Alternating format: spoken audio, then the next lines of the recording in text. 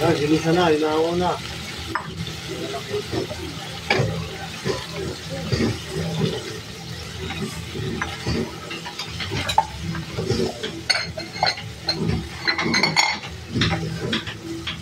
Sa uli yan.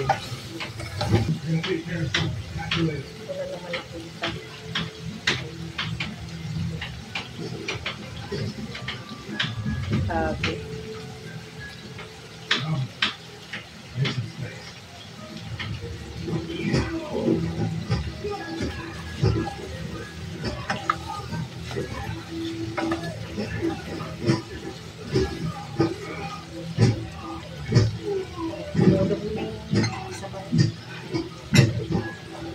Balik natin yung sabaw.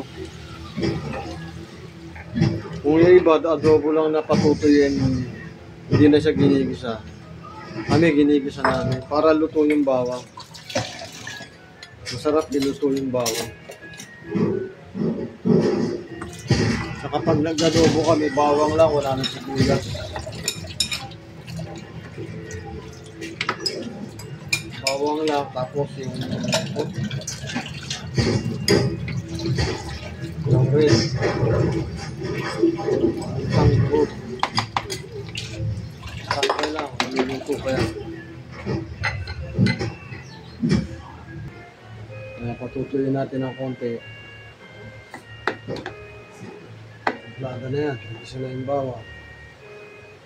Yung iba kasi diretso gisa na, tapos patutuyin na. Kami hindi, lalaga muna sa sukat toyo, laurel para lumasa.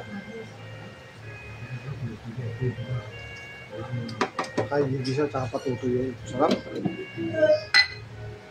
Sarap ng adobo namin.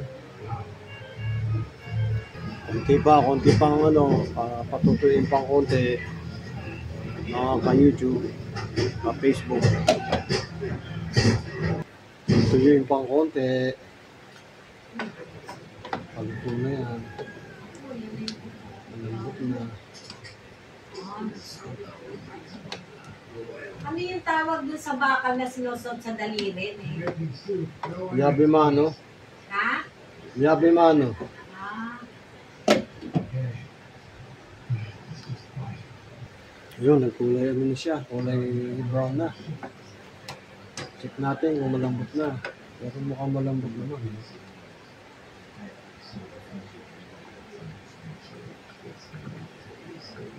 Malambot na, oh. Yes. Pwede na ang aming adobo. Papatayin pang konti.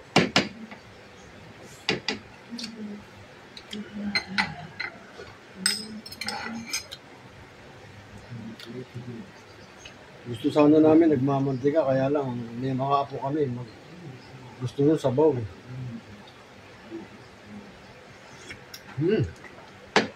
Sarap.